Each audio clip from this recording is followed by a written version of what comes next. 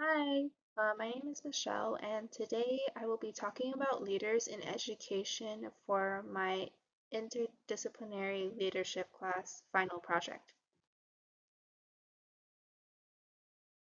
Be doing an overview of today's discussion. So the first topic we'll talk about would be the discussion on leadership and ideas of a leader. And then we'll talk about introduction of the problem and proposed solution. And then we'll further discuss regarding leadership and how it is applied in the prompt.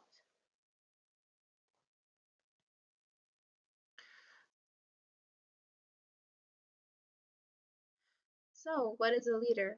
Every individual will have their own definition of a leader and what leadership means to them. For me, a leader acts as a guide or mentor and keeps the team together. A leader will work with their team to ensure that the common goal will be achieved, which may be considered the value or mission of the group, but at the same time ensure that individuals on their team are also achieving their goal. For me, leadership is comprised of skills that can be learned, but I have also learned that leaders must have effective influence, presence, and self-awareness. Leaders also have core inner values that will help shape their leadership decisions, and leaders must also communicate effectively with their team and recognize that members of the team can have different work and communication styles. And I've learned about this through all the modules I've learned in this course and also personal experience through my part-time job, co-op experience, and also group work in university.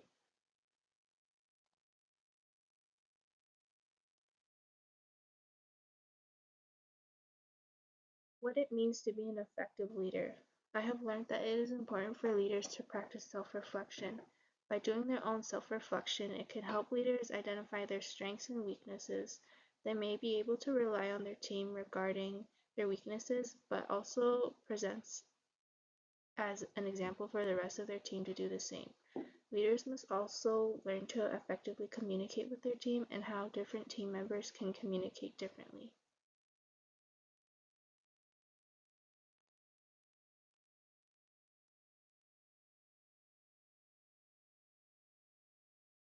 So for the prompt I chose the one in education, and specifically if you were a teacher in the K to 12 school system and there's a student that struggles with mental health and confidence issues which are affecting their grades, what is the solution you would propose? And how should students in your class be supported, and what plans should be developed to improve their performance?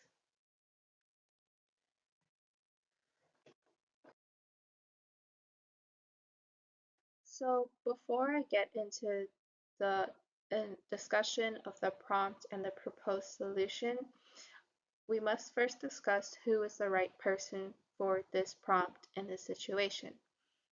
I believe the appropriate leader or right person would not be myself. I believe it would be an individual that works in an education institution who has the appropriate education and experience with kids or teens.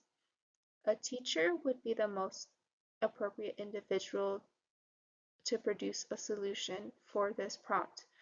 In Alberta, teachers are required to have a 4-year university degree and pre-service teacher preparation program from an approved institution.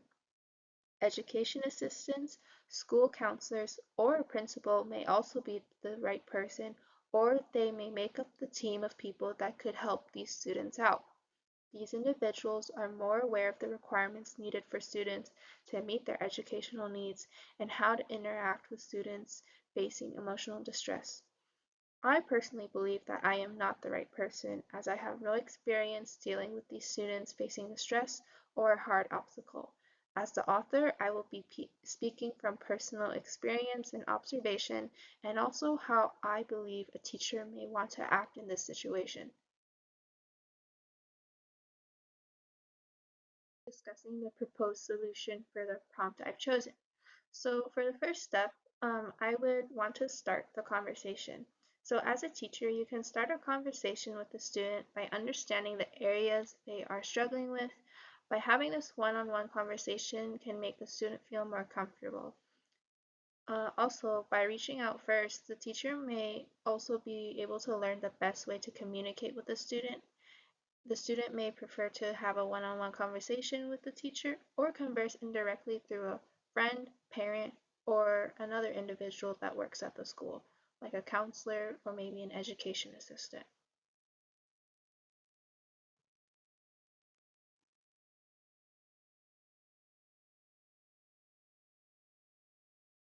Additionally, other individuals may be involved and can be thought of as a team to help the student succeed.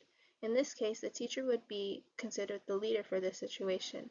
In the next following slides, you can see that the teacher will be guiding the student and others to ensure a common goal is being met.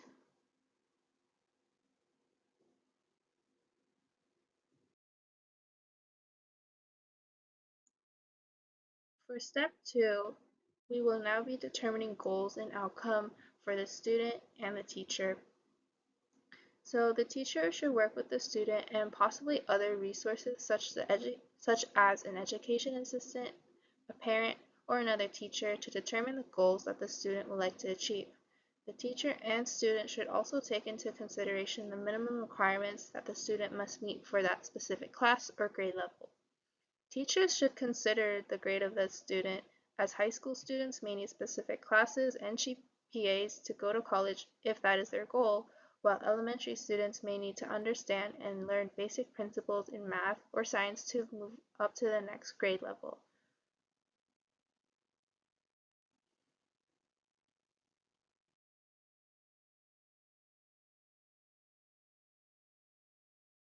While determining goals and outcomes with the student, it is important to note that teachers should effectively communicate the minimum requirements that are expected of the student. They can do so by using the 4 C's of communication, which are being clear, coherent, using control, and credibility.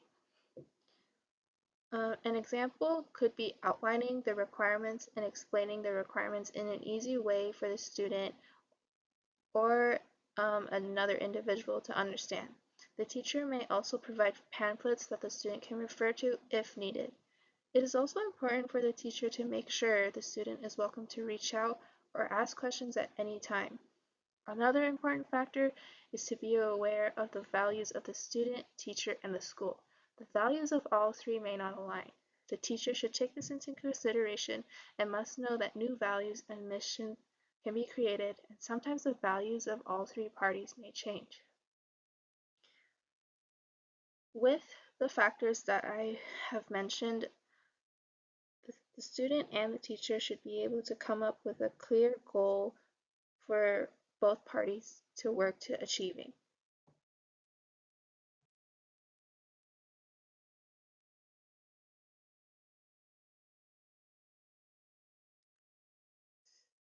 From the factors mentioned previously, the teacher and the student will be able to produce a feasible solution. Now I will just give an example of a proposed solution that I have come up with that I think the teacher may find with another student. So the example would be to have the student have weekly appointments with a school counselor to address and find ways to improve the student's mental health. As part of this the activity, the student would be able to find ways to cope or do activities that can improve their health. The teacher could also provide office hours to help the student catch up with their homework, and the teacher may also adjust the work assigned to allow the student to catch up during the time being.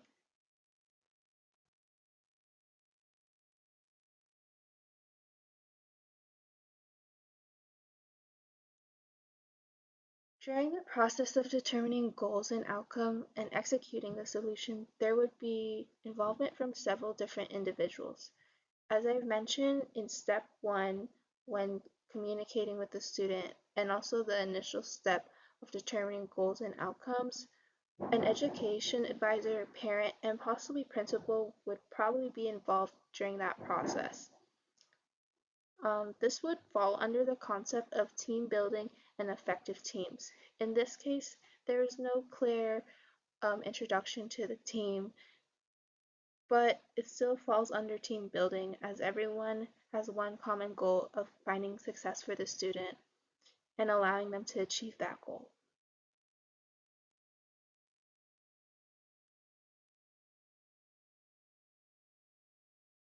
Finally, step 3 would be taking action and following up. In this step, the teacher would help the student set up appointments with a school counselor. The teacher will also make short-term adjustments to their assigned work and available office hours to ensure the student has enough time to catch up and understand the material. The teacher could also create follow-up periods either at the end of every week or every month to check in and make sure any concerns that the student or parent has is heard. By creating these follow-ups, the teacher would be able to stay connected with the student and ensure the plan is working effectively. If changes to the proposed solution are required, this could be discovered during these follow-up meetings. And this also falls under effective communication with the student. If we don't have any follow-up meetings, we really wouldn't be sure how the student is doing and if the solution is effective or not.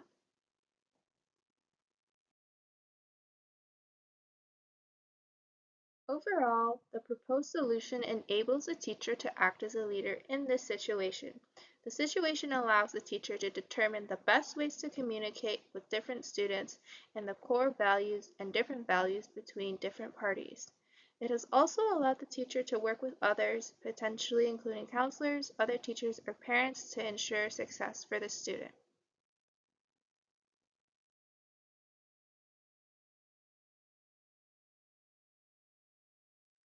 So say the proposed solution worked. What now? From this experience, teachers and other team members that are part of the school can apply the core values and concepts in the previous solution to different areas and situations. So one example would be that new support programs may be implemented to further support students, such as help or study sessions after school. The next few slides I will provide more examples.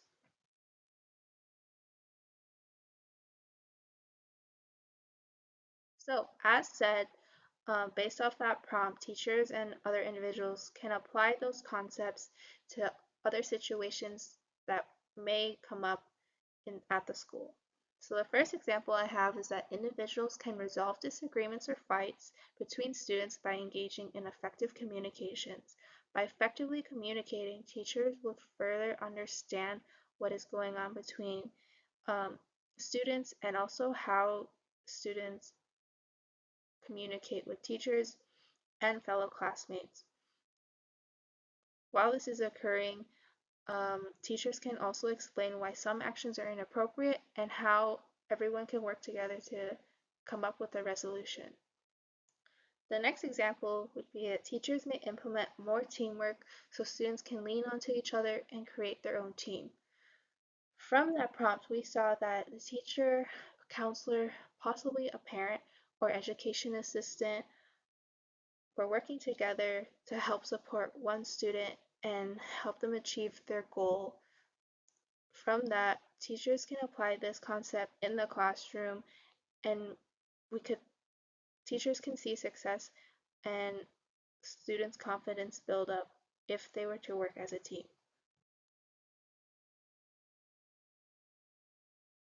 The next example I will talk about will also fall under effective communications, and that would be that the school should also start introducing counselors at the beginning of each term, just as a reminder to students that there are resources available if needed. By reminding them each at the beginning of each term, students will be aware that counselors will be available for them regarding their mental health issues or any other issues regarding career, school, or simply someone to talk to. The next two examples I will mention fall under the concepts of self-reflection and also feedback. So for self-reflection, teachers doing a self-reflection would be able to gauge what worked and what didn't work for them during the term or school year and apply that to the next or following year to improve their work and also improve the learning process for students. For feedback, the school can begin to ask students for feedback regarding their learning styles, their learning process, what methods work for them, what methods don't work for them, and potentially recommendations for teachers.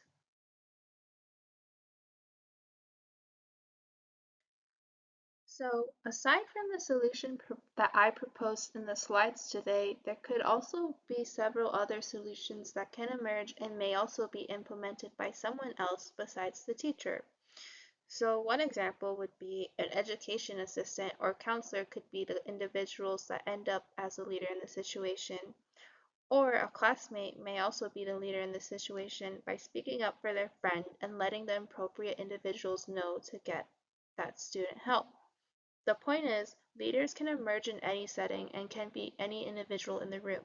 These leaders may also have different solutions and will have their own unique way to solve a problem.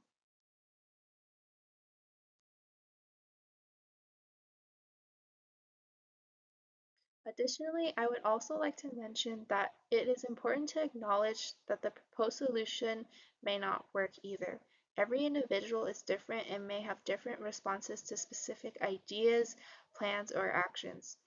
Culture and values may also play a part in this, and leaders need to recognize cultural differences and how it may impact the goal or team. For this situation, an example would be that the student comes from a different cultural background. Their culture may not have much discussion or acceptance regarding mental health, so they may find it uncomfortable. In this case, the teacher may want to comfort the student or let them know that they are welcome to come back should the student change their mind.